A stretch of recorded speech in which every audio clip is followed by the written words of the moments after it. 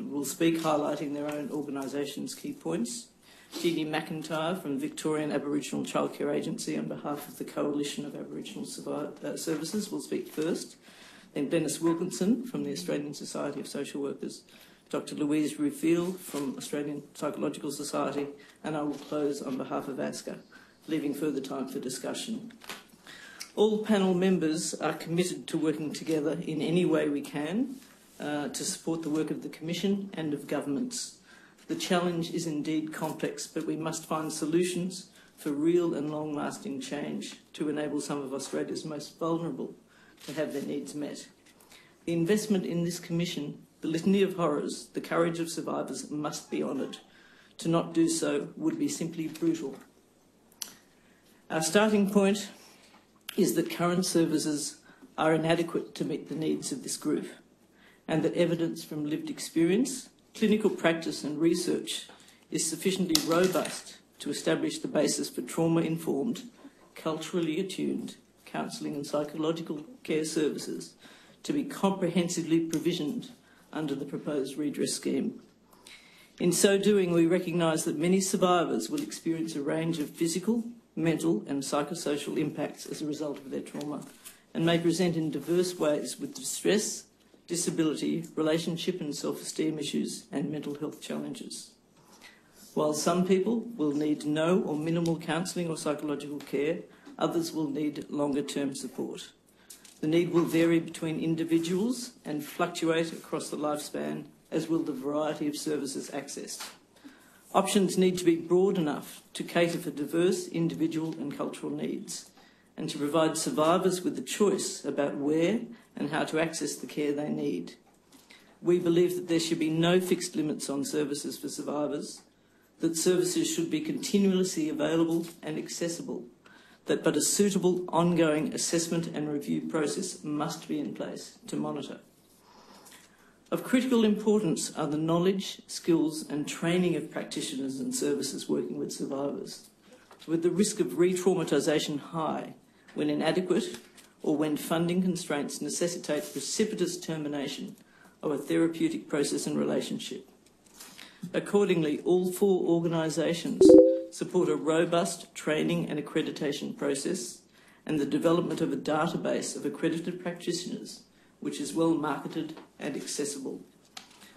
A whole-of-systems approach and a no wrong door policy necessitates embedding trauma-informed practice across the range of health, including primary health, and diverse community services with which survivors come in contact, as opposed to trauma-specific services in which practitioners work directly with survivors to help them work through their trauma. Trauma-informed services raise awareness about the possibility of underlying trauma in those seeking services, and by being aware of their particular sensitivities and vulnerabilities can help minimise the risk of re-traumatisation. The 4 organisations here all support widespread trauma-informed training across systems and services under the redress scheme, and considerations around ease of access to that scheme to minimise the risk of re-traumatisation. In considering a service model, each organisation will speak to their preferences. However, there is agreement around Medicare, were it to be utilised to expand existing services and potentially fund specialist services, that the requirement for a diagnosis, the current restriction on session numbers, the inappropriate requirement for a GP gatekeeper be removed. Thank you. Thank you, Councillor. Thank you. I'll begin by acknowledging the Gadigal people of the Aurora Nation and pay my respects to their elders past and present and elders here today. I also pay my respects to members of the Stolen Generations and all those affected by the terms of reference of this Royal Commission. I'd like to acknowledge an elder of the Victorian Aboriginal community, Dr Alf Bamblett, whose funeral is being held as we speak. Alf was one of my teachers who fought long and hard for justice for Aboriginal people. I believe we need to acknowledge that institutional sexual abuse against Aboriginal peoples, particularly women and children, has been occurring since 1788. The intergenerational effects of this and the lack of a holistic healing response to addressing these traumas results in continuing the cycles of removals of Aboriginal children. As is well documented, Aboriginal children in out-of-home care is significantly overrepresented, and child protection intervention continues at disproportionate levels. The sexual abuse of Aboriginal children must be seen in tandem with the cultural abuse that occurred when children were removed on the basis of their Aboriginality, deliberately ensuring disconnection from family, community, culture and land, removing critical protective and resilience features of the Aboriginal child. For many Aboriginal survivors, the meanings of sexual abuse may differ from their non-Aboriginal counterparts because the abuse is not only understood as a personal violation and massive breach of trust, but also often seen within the context of colonisation and a larger systematic effort to deny basic human rights to one's culture and all that this brings with it. We have been trying to address this phenomenon since the 1970s. However, our efforts fall well short of achieving change. Until we are prepared to put the healing needs of Aboriginal people into their hands and trust that they are best placed to know how to meet these complex needs, there is no reason to think that there will be change. We need to empower Aboriginal people. Self-determination is the key to effecting change. There is a need for resourcing of culturally appropriate healing services. Multiple reports have identified barriers to the access of mainstream services, including the lack of culturally safe services, a lack of awareness of available services, racism, shame and fear. The lack of resourcing for Aboriginal community-controlled organisations to provide trauma-informed and holistic healing services, and the inaccessibility of mainstream services results in Aboriginal survivors not getting the support services that are required. The best way to deliver holistic healing services is to work with Aboriginal communities and support services that are run by Aboriginal community-controlled organisations.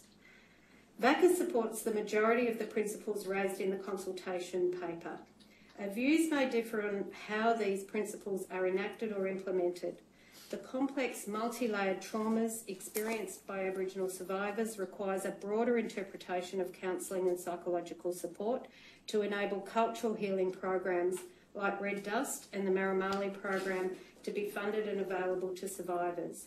As Graham G explained yesterday, there is a need for cultural healing that goes beyond what is a culturally informed non-Aboriginal counsellor can provide, beyond what an Aboriginal counsellor can provide, the healing that only an Aboriginal elder can provide. At the current time, there is no ability to purchase these services via Medicare, and it is of great concern that the Commonwealth Government seems to be suggesting that the current service platform is sufficient. It is not. I felt for the uncle yesterday who daily relives his experience through witnessing what continues for Aboriginal children in his community. I have witnessed many adult survivors re-traumatised by the way the system is still removing Aboriginal children at record levels and not supporting the Aboriginal community to care for their own in the way they did for thousands of generations prior to 1788. All 28 clients VACA has provided a service to believe the current mainstream counselling has not assisted them in recovering from their childhood experiences. A number have turned to art and found some healing through their artwork. There is an urgent need for our clients to have the options for healing that they identify they need, those that will address their cultural as well as psychological needs. A couple of further points on the principles outlined in the discussion paper. Accreditation. While VACA is not opposed to this, Aboriginal people will need to have significant input into how this will look from a cultural perspective, as the trauma-informed approach used by many Aboriginal elders is a lived experience approach and not from training or textbooks, and should at minimum have equal value to the academic approach. VACA supports the establishment of a trust fund to address service gaps, as we do not believe the Medicare-funded services will ever be reformed to the point that it will enable access to cultural healing programs so critical to the healing of Aboriginal survivors. There is not one approach or one model of Aboriginal healing. Aboriginal Australia is complex and diverse. Understanding and acknowledging these differences is important. We need to learn from more than 60,000 years of wisdom. Culture is healing, protective and provides resilience and safety. It leads to identity and belonging. Key elements of Aboriginal healing include spirituality, the importance importance of kinship, elders, land and law. A narrative approach highlighting the importance of storytelling, a group approach, sharing with peers and learning from elders and community healing. We owe it to the survivors of institutional child sexual abuse to get psychological care and counselling or healing right as part of any redress scheme. Aboriginal people are not inherently vulnerable. They are proud, strong and resilient, as evidenced by 3,000 generations of living strongly on this land. Colonisation and its legacy is the primary cause of the vulnerable status of Aboriginal people. Historically, child welfare has led to devastating outcomes of disconnection, loss of identity and cultural genocide for Aboriginal children, families and communities.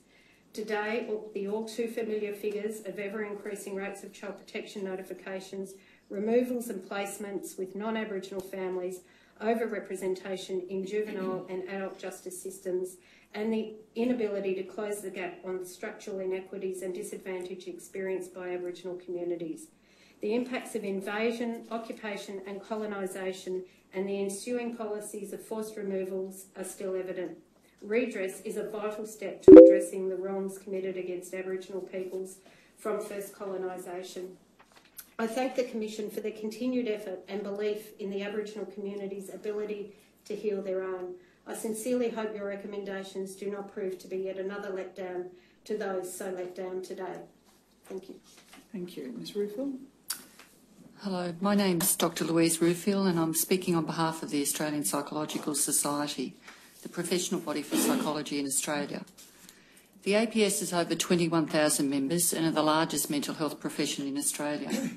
We're very pleased to present today on behalf of psychologists, many of whom work with sexual abuse survivors now and struggle to provide appropriate care under the existing service system constraints. The evidence is very clear that survivors need access to evidence-based, trauma-informed, non-traumatising psychological care. How much treatment and at what level of the health system will vary across each individual's lifespan. We do not currently have sufficient treatment services in place. There is an issue of survivors struggling to find practitioners who have the appropriate knowledge, skills and experience to work in an effective and respectful manner, and there are simply not enough services that can provide effective clinical care. Working with complex trauma in the context of child sexual abuse and institutions is a specialised area of practice. Few services have practitioners that are adequately trained in this area. The APS does not believe that creating a new standalone service is the most efficient way to meet this gap. The psychological care response to survivors needs to be established promptly and build on and expand existing services and existing expertise. Otherwise, survivors will not benefit from the genuine bipartisan approach by government to address the injustices of institutional child sexual abuse. Institutions cannot let survivors down again. The limitations of existing services in providing psychological care for survivors are profound. Specialist services are overburdened and cannot prioritise adult survivors, despite having very experienced and excellent clinicians who have the appropriate knowledge, skills and experience to work with the survivors. State-based community and mental health services have limited capacity to work long-term with survivors, and the quality of care for survivors varies greatly. Adult mental health services primarily work with clients with acute mental health issues. While some survivors may at times need these services, they do not generally provide access to community-based, evidence-based, trauma-focused treatment for survivors. In the private sector, there are rebates available for survivors with the diagnosis of mental illness to obtain 10 sessions per year of psychological treatment. But many survivors will not qualify for such services. And even if they do, the capacity to provide evidence-based treatment for complex trauma in 10 sessions is limited. Commencing a therapeutic relationship with the survivor and offering hope, then not being able to carry the treatment to fruition, represents a failure of the system again for survivors. The treatment response is itself re-traumatising. This cannot be allowed to continue. It is also apparent that the gap fees for Medicare-funded services by both medical practitioners and allied health professionals represents a very real barrier to care for many survivors. Rather than a new standalone service delivering psychological care, the APS believes that a national response is required that can offer access to evidence-based, trauma-focused care for all survivors, regardless of where they live and appropriate to their cultural background. The institutions in question during the Royal Commission have a role in providing access and psychological care for survivors. But some survivors will not want to accept this funding, and the funding from institutions is not likely to be sufficient to meet the real psychological needs of survivors. We have the scaffolding in place to develop a world-class response to survivors. Australia has experienced practitioners able to deliver effective care and a national structure through Medicare that could provide the infrastructure to enable rapid implementation across the country. There is a precedence for such a model with the response to the bushfires in Victoria. There is also a precedent for the use of Medicare to expand service delivery in specialist services. Doing this will greatly enhance the existing service capacity. The APS acknowledges the challenge confronting the Commission in developing a psychological care response that meets the needs of survivors and government. The APS is committed to working with ASCA and with the professions and government to ensure that survivors get access to the psychological care that they need. Thank you. Thank you, Ms Rufill. Perhaps Ms Wilkinson. Thank you, Your Honour and Commissioners. Thank you for the opportunity to be here and for the opportunity for the AASW, the Australian Association of Social Workers, to publicly advocate for an effective redress scheme and to address the counselling and psychological care needs of survivors of institutional child abuse. I would like to endorse what has already been stated, and as Cathy said, she did speak on behalf of all of us when she provided the opening comments around the principles of care, so I'll just elaborate on some other information for you. The AASW is the professional representative body for social workers and the social work profession in Australia. We have in excess of 8,500 members. We are currently a self-regulating profession with the responsibility to promote social work, set education, practice and other clinical type standards, and regulate the professional conduct of social workers who choose to be members. Social workers routinely consider the relationship between biological, psychological, social, cultural and spiritual factors and how they impact on a person's health, well-being and development. We recognise the need for interventions that both assist people as individuals, families and communities to engage in the world to their full capacity and which address cultural and structural barriers to full participation. The AASW notes and agrees with the introductory comments that survivors of institutional sexual abuse have needs above and beyond those routinely experienced by children placed in care, considerable even though those needs are. The AASW commends the recommendation for the funding through redress of additional complementary specialist services offering counselling and psychological support to survivors of institutional sexual abuse. We note the critical importance of highly developed assessment and engagement skills to ensure that survivors' needs are properly identified and addressed. These skills are core aspects of professional education received by social workers. In addition, our Code of Ethics and Practice Standards closely aligns with the Kieselman and Stavropoulos' trauma-informed service framework. Sorry, Cathy. Social work profession is deeply committed to principles of safety, trustworthiness, choice, collaboration, empowerment.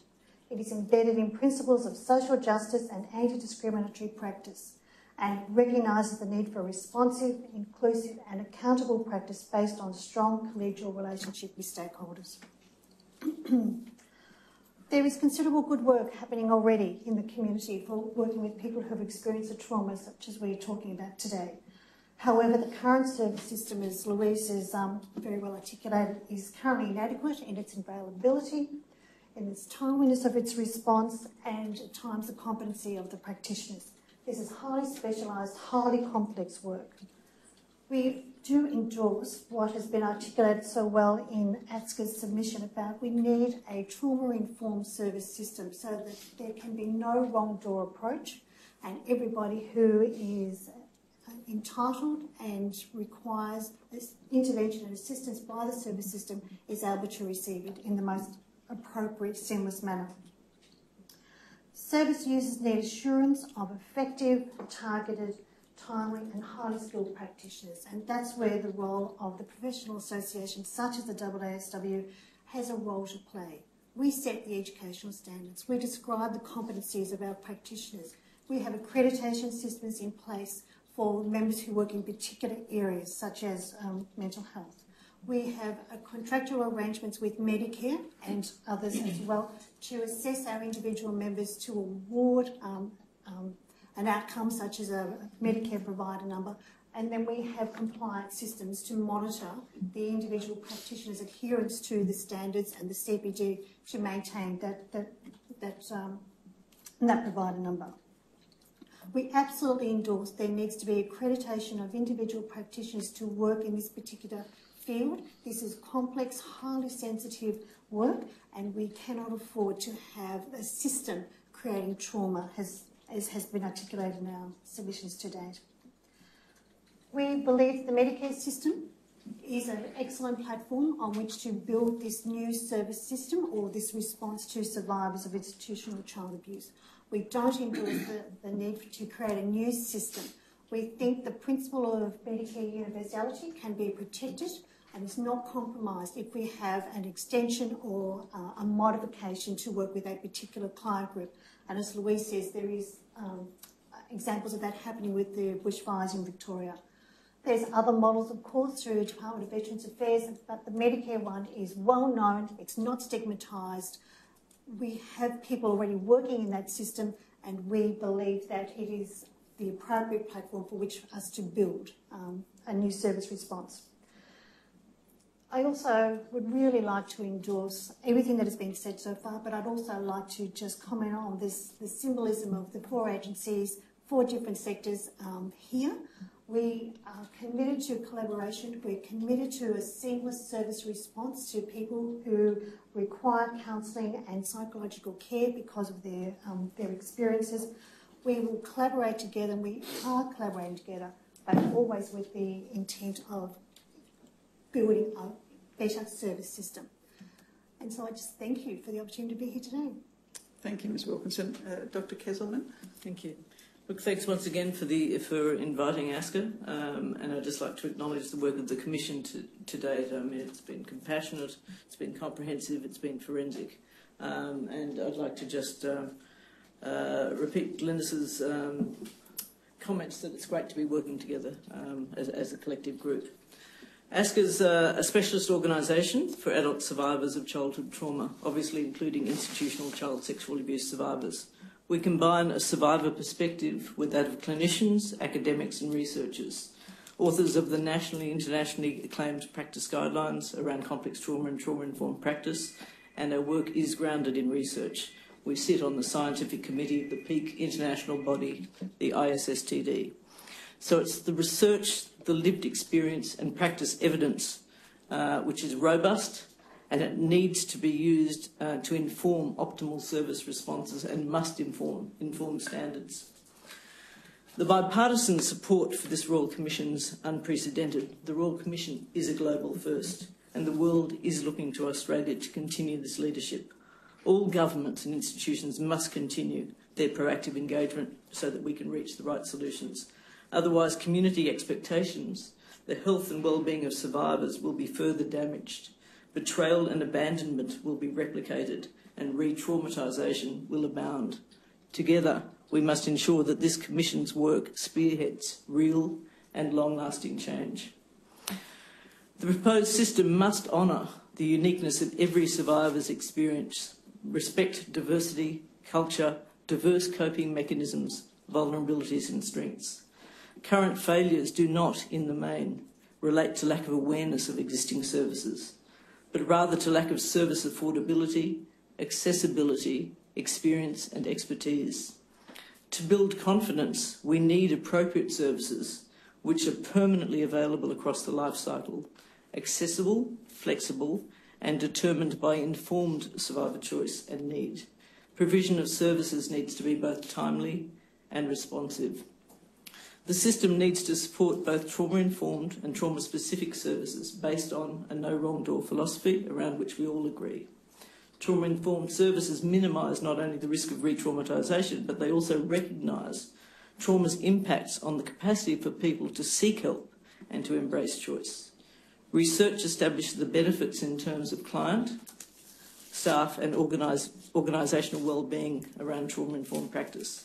ASCA therefore recommends the broad-based implementation of that practice across all health and human services, including the primary care sector, as well as legal and justice settings. Trauma-specific services must be comprehensive and diverse and must include the provision of resources, education, phone, online and face-to-face individual and group options. Complex trauma competency, which establishes safety and trust, are absolutely critical. They're not particular to any one system or discipline. Special services informed by survivor experience and expertise, however, have a unique role, as has been honoured by this Commission, and this cannot be lost. Many of this survivor group have experienced very early, sustained and extreme abuse and have deep-seated ruptures in attachment and their very sense of self. While short-term treatments have established benefits for adult onset PTSD and can be helpful in some aspects, expert consensus established that complex trauma treatment is generally longer than that for other presentations, with relationally based phased treatment approaches which engage the body, the mind and the emotions of proven benefit. ASCA believes that an accreditation process is needed for practitioners and services, with an accreditation body to assess competency and quality-assured training, and a central registry of trauma-specific and trauma-informed services. ASCA also recommends ongoing assessment and a review which meets standards, adheres to trauma-informed principles, as well as practice-based evidence methodology. This process needs to be realistic and not overly bureaucratic or expensive or intrusive of the therapeutic space. ASCA supports investment in training and service provision for a system of collaborative care in which communication across and between services is enhanced. In conceptualising a suitable scheme, ASCA notes the substantial limitations and non-trauma-informed premise of current Medicare-funded systems, which restrict the types of psychological treatments funded, their duration, as well as practitioner and service profiles. ASCA supports reform to existing Medicare programs to remove the imperative for GP referral and an assessed mental health disorder. We support uncapped sessions, the provision of services by accredited practitioners of any discipline, no restriction to short-term modalities, and which include specialist services. In addition, ASCA proposes a trust fund funded by institutions to enable the range of additional services recommended. Everyone here is all too aware of the moral imperative for judicious action. ASCA's 2015 economic report addressing the cost of unresolved childhood trauma and abuse in adults in Australia, long title, established the economic imperative. ASCA recommends that governments give due consideration to the significant ongoing costs of not adequately addressing the counselling and psychological needs of institutional child sexual abuse survivors when weighing up the potential costs of appropriately addressing their complex needs through a redress program. Thank you. Can I just start the discussion by asking all of you this, but any of you can answer, or all of you can answer. You raise a sweep of problems, you understand that. And the audience listening probably has seen that sweep go past without being able to focus on each of the individual problems. But as you know, the Commission has spent some time in various ways looking at these issues. But the problems you identify, is it right to assume are problems that extend across those who have been sexually abused as children, irrespective of whether it was in an institutional context? Is that right? Yes, I mean, certainly the problem in accessing care, yes, does extend across, yes. Yes, and so in fact the problem is far larger than the terms of reference that we've been given require us to examine. Yes. Yeah, we're talking about a broad community problem. Yep. And then to keep it at the general sweep, is it right to understand that what you're all saying is that in the various disciplines there is firstly a lack of appropriately trained persons to meet the need? Is that right? I think yes. Definitely within the Aboriginal community. Yes. And then on It's a top, very narrow area of practice, Commissioner. Yeah. I understand that, Yeah. but there's a lack of appropriately trained. Yes. In that narrow area. Yes. And then by reason of the various steps, hurdles, impediments, whatever we like to call them, in accessing a trained person, there are difficulties for those who need help from a professional in finding their way to the right professional with the right training. Is that right? Well, that's right, in knowing who they might be, because there's actually no means of assessment of who. There's no accreditation process, so where are the minimum standards and guidelines? Where do you go? Yeah. And where there are services and providers that can provide it, the doorway into those services is very narrow, and entry to them is very difficult. Mm.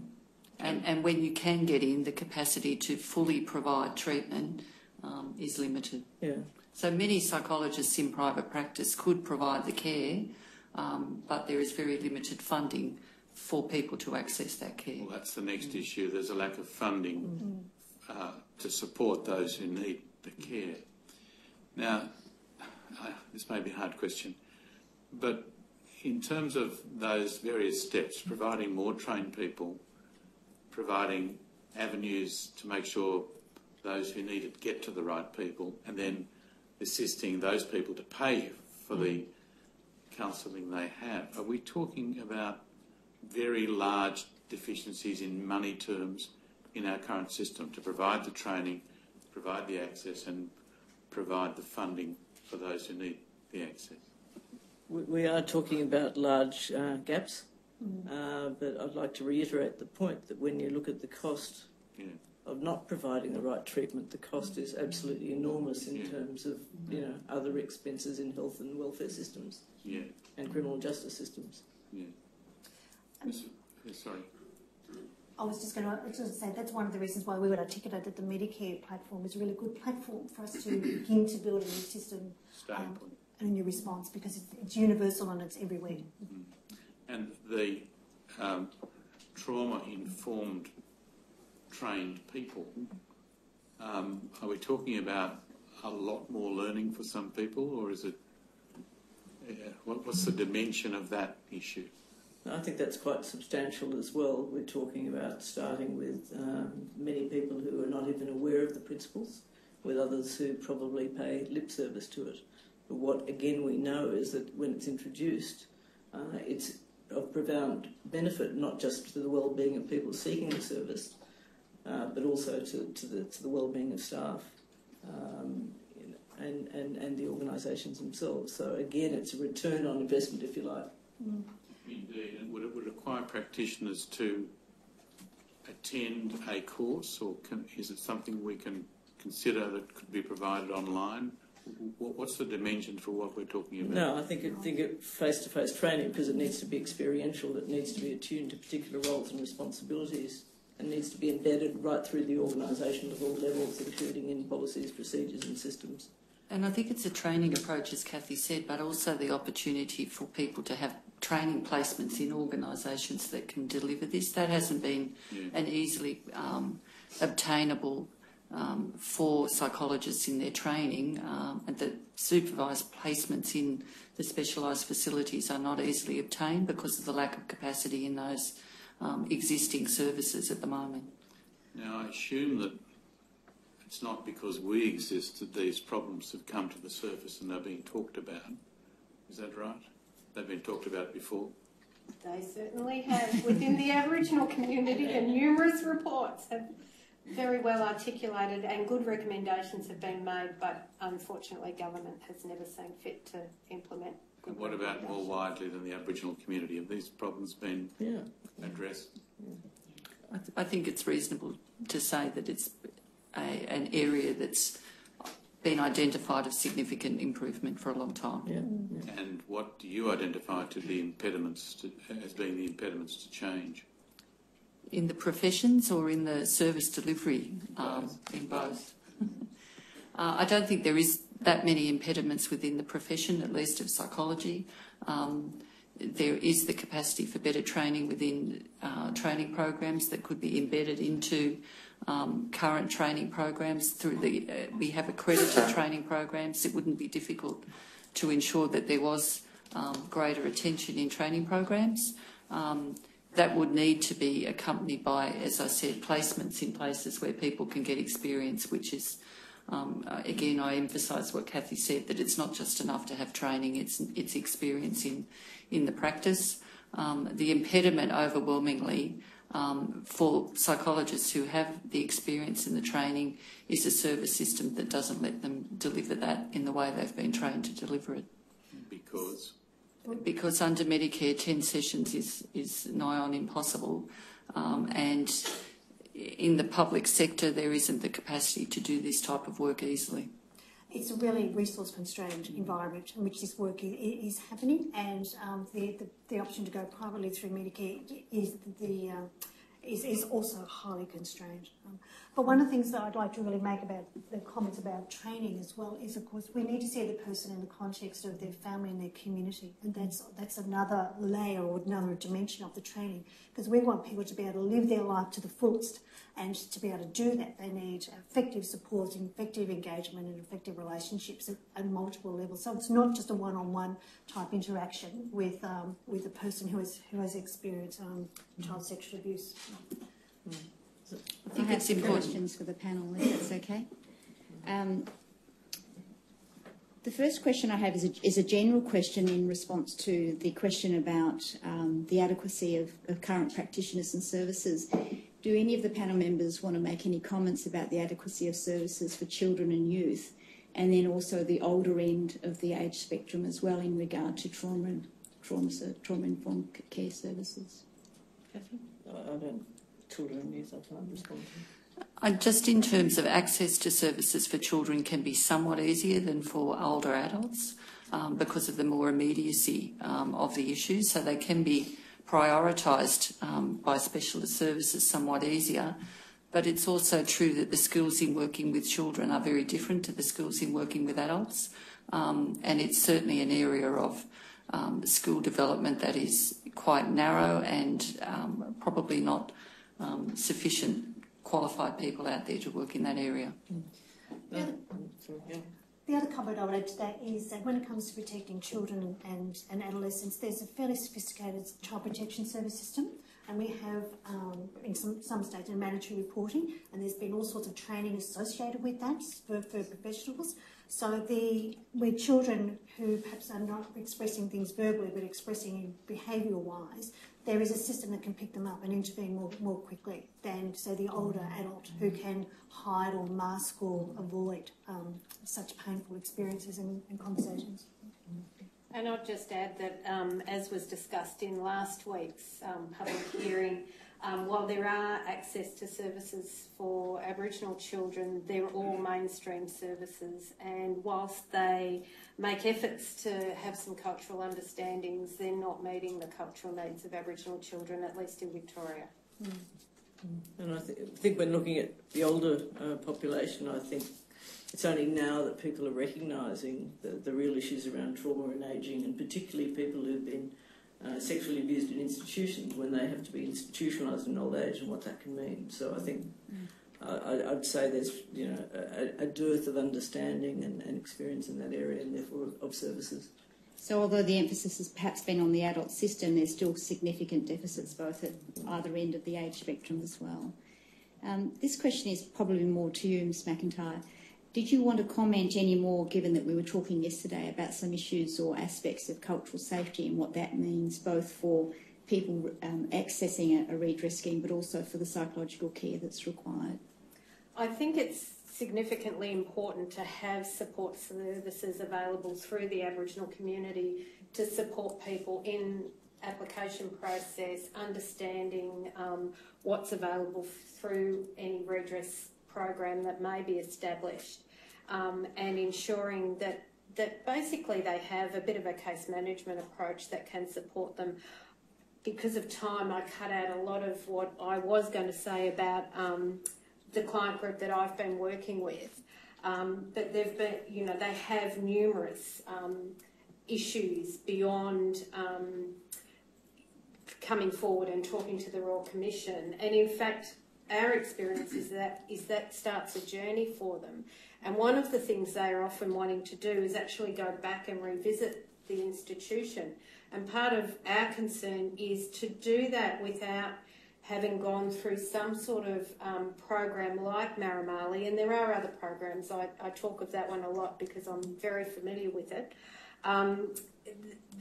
Without doing that in that context, it could not be as successful as it might be if they've gone through that sort of a healing program. So I think there's a definite need to really think through the support services beyond psychological and counselling needs to support Aboriginal people. And just a final question, which none of you may be able to answer, but it's a constant problem in the service system. In regard to continuity of care, which can often be a big issue for survivors wanting to access at least the same person, is there any ideas about how that could be addressed? Comes back to the individual practitioner as much as the service system, where the individual practitioner is well enumerated, well supported for this sort of work, so they're prepared to stay in the service system. The relationship between the individual client and the clinician, the practitioner, is vital in terms of creating sustained change and some healing. But that individual practitioner has got to be well supported.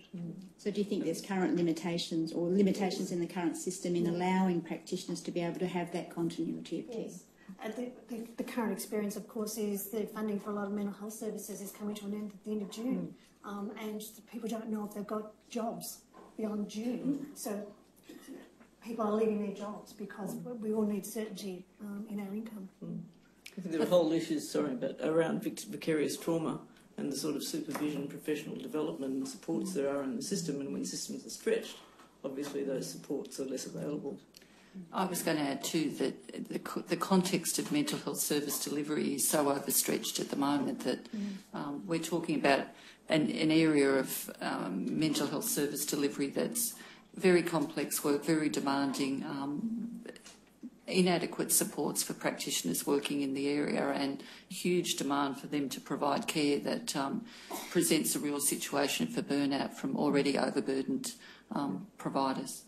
And while there's a real issue with vicarious traumatisation and for Aboriginal people working within their own community, often knowing many of the clients that are coming forward, there's a strength in communal healing and the fact that people can be of great support to each other. And so where a practitioner may move on, the strength of the group continues where it's allowed to actually even start.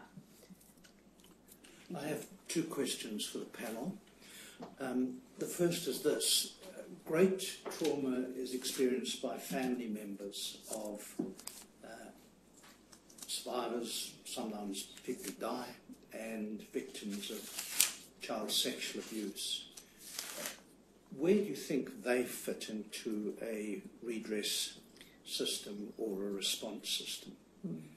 Kathy? Yeah, really very strongly feel that family members need very adequate support, and we have a lot of people coming to our service saying that they feel completely alone as alone as survivors do, that they feel resourceless, they don't know where to go.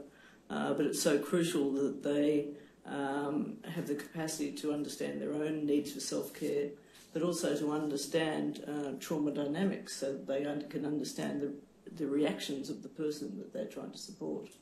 So really trauma-informed principles and their access to trauma-informed education absolutely critical. And most of those people won't be eligible under Medicare for psychological services under the Better Access program unless they themselves have a diagnosis. That's right, yes. And yes, for any sort of healing, any reintegration of the experience and a person to live life to the fullest, family support is absolutely critical, and family needs to understand and be there on that journey as well. Am I to understand from your responses that you were saying a similar need is there for investment that caters for that trauma? Yeah. Not all families will want to access that, but there will be some families for where it's absolutely critical. My second question relates to intermediaries. Many victims of institutional child sexual abuse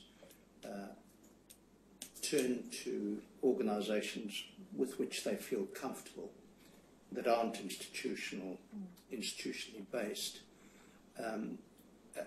Where, and I think AXA might fall into that category, if I may say so, Doctor,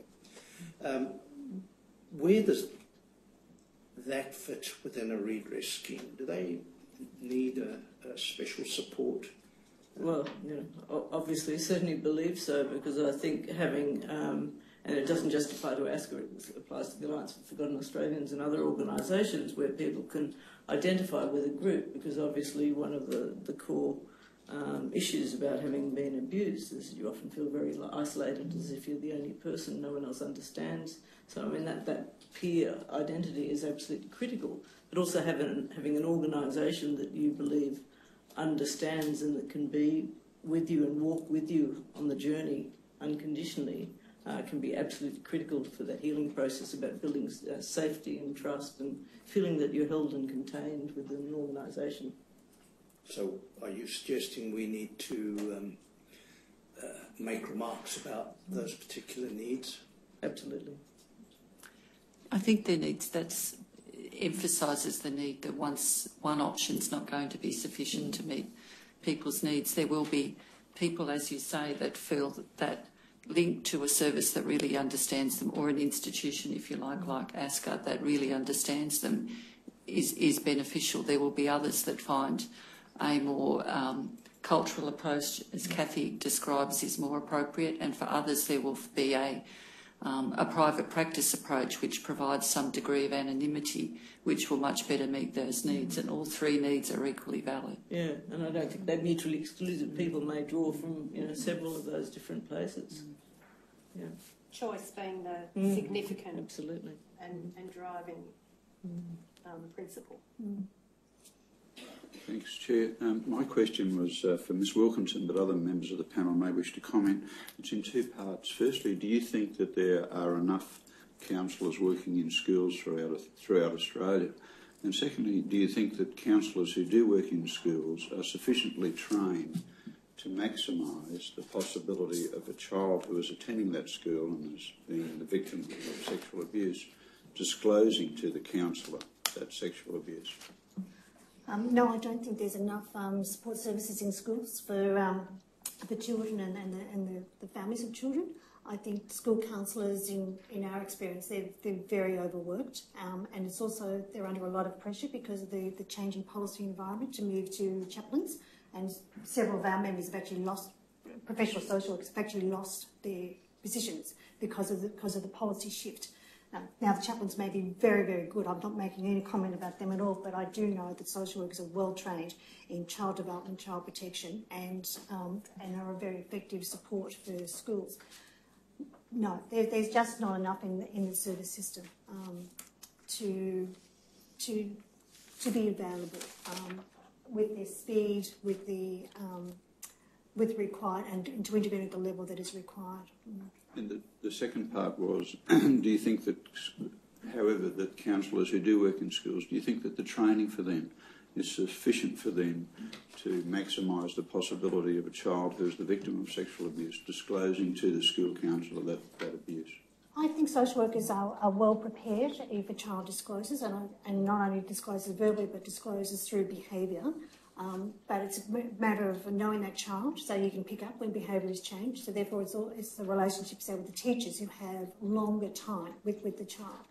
I think social work is a really good profession to provide a response to children who have been abused, or there are concerns that a child is being abused or neglected in some particular way. Anecdotally, could I just ask, have you heard of counsellors who work in schools where children have disclosed to them?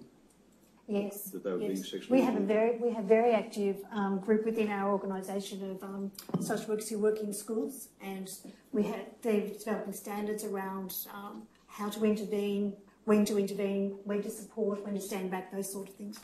Thank you. Just can I add to that psychologists of our membership, it's one of the largest proportions of our membership are psychologists who work in schools. They are mandated reporters, and to my knowledge that there is certainly plenty of examples of children disclosing.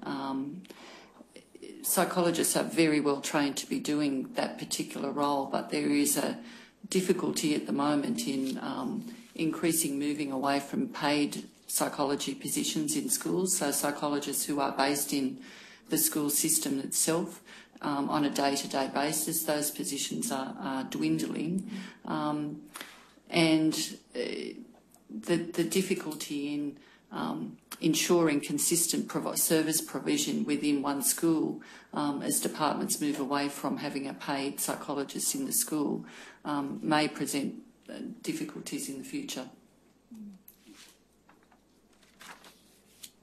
Can I just ask one question? Ms. Finnis may be taking you. Can I deal with the issue of accreditation?